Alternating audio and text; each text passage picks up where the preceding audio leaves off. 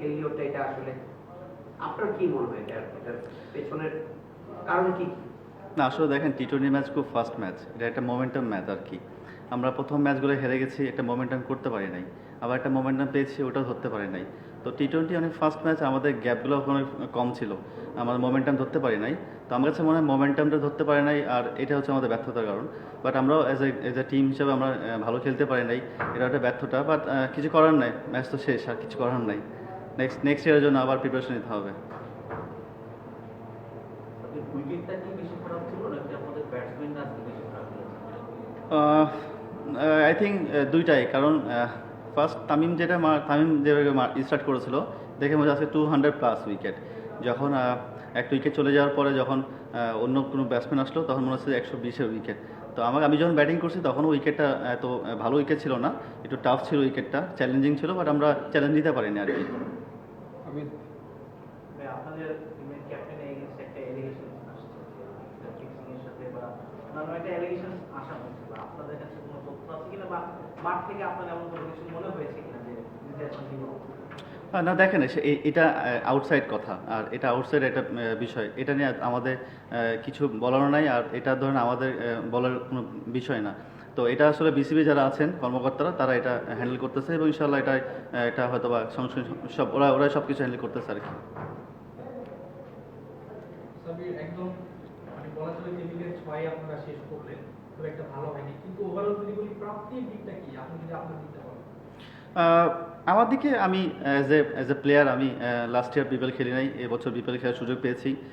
Thanks to Dhaka Capitals ম্যানেজমেন্টকে আমাকে pick করার জন্য এবং অপরচুনিটি দেওয়ার জন্য। এটা আমার কাছে একটা পজিটিভ সাইন ছিল আমার জন্য, যে কামব্যাক করা ছিল, যেটা আমি খেলেছি, খেলার সুযোগ পেয়েছি বিপিএলটা। অ্যাট দ্য সেম টাইম আমাদের টিম 6 নাম্বার শেষ করেছি ম্যাচ, তাহলে তো 6 সাথেই থাকবো, লাস্ট আর কোনো টিম নাই। তো হোপফুলি ইনশাল্লাহ নেক্সট ইয়ারের জন্য আবার প্রিপারেশন নিয়ে আবার কামব্যাক করার চেষ্টা করবো সবাই। শাকিব খানের সঙ্গে আপনাদের কোনো কথা হয়েছিল কিনা, মানে ওনার কি প্রত্যাশা ছিল টিমের কাছে? সাকিব ভাই তো ব্যস্ত থাকে, শুটিং টুটিং নিয়ে একটু ব্যস্ত থাকে, বাইরে থাকে, বাট আমাদের সবসময় আমাদের সিও স্যার আছেন, আতিক ভাই, উনি সবসময় আমাদের টাচে থাকতেন। প্লাস মিজান ভাই টাচে থাকতেন সবসময়, আমাদের কীভাবে ভালো করা যায় সব কিছু নিয়ে উনি টাচে থাকতেন, এবং হোপফুলি সাকিবের সাথে কথা হতো ওনার সাথে, সেই জন্য হয়তো বা ওনারা আমার সাথে কথা বলতে, এবং সবসময় পজিটিভ কথাই বলতেন আমার সবাইকে। সাকিব ভাই যেভাবে আপনি ব্যাটে বলে লাগছে টাইমিংটা, মনে হয় কিনা আপনি 2015-16 দিকে যখন ন্যাশনাল টিমে খেলতেন ওই রিদমটা আপনার ভেতরে এসেছে এখন, মাঝখানে একটা লম্বা গ্যাপ রয়েছে এখন? হ্যাঁ বলতে পারেন, আমি যে এখন যে কনফিডেন্ট আছি, বা হয়তো বা আমি আগে বলছি যে আমি ভালো প্র্যাকটিস করেছি আমার নিজের শহরে। প্র্যাকটিসটা আমার খুব কনফিডেন্স বিল্ড আপ করেছে আমার জন্য। At the same time match খেলার সুযোগ পেয়েছি, 9টা ম্যাচ। জানি না কতটুকু করতে পেরেছি, বা চেষ্টা করছি টিমের সাথে খেলার জন্য এবং আমার যেটা পারফর্ম বের করার জন্য। তো আলহামদুলিল্লাহ এখন পর্যন্ত ঠিক আছে। যে কটা ব্যাটিং করেছি আমার কাছে মনে হচ্ছে আমি খুব কমফোর্টেবল ব্যাটিং করেছি। 2015-16 যেটা বললেন যে হ্যাঁ ওইরকম একটা মনে হচ্ছিল, বাট আমার কাছে মনে হচ্ছে আমি এই সিজনটা খুব ভালো ব্যাটিং এনজয় করেছি আমি খুব টুর্নামেন্টটা। সাব্বির, আপনার যদি স্পেসিফিক কোনো টার্গেট থাকে ন্যাশনাল টিমকে নিয়ে, সেটা কি টি-20 নাকি ওয়ানডে? প্ল্যান তো আসলে ভাই, আমি তো টি-টোয়েন্টি প্লেয়ার আসলে। যদি আপনি আমাকে দেখেন, আমি 6-7 নাম্বারে খেলি ওয়ানডেতে, ওখানে 10 ওভার পাই।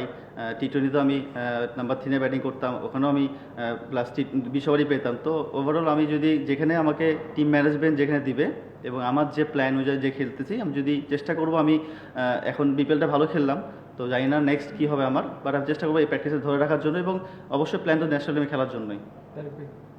আপনি যে সম্ভাবনা নিয়ে ন্যাশনাল ইন্টারন্যাশনাল ক্রিকেটে আসছিলেন, মানে ওই জায়গাটাতে আপনার মতো একজনকে বাংলাদেশ টিমে দরকার ছিল, এবং আপনি এটা অনেক ম্যাচে দেখিয়েছেন। আপনার সেই পারফরমেন্স, বিশেষ করে ব্যাটিং এবং ফিল্ডিং অ্যাবিলিটি দিয়ে আপনি ন্যাশনাল টিম অনেক কিছু দিতে পারতেন। এবং এই মুহূর্তে আমাদের ন্যাশনাল টিম যে জায়গায় আছে, মানে সিনিয়র ক্রিকেটাররা চলে যাচ্ছেন, একটা গ্যাপ আছে, অভিজ্ঞতার গ্যাপ আছে।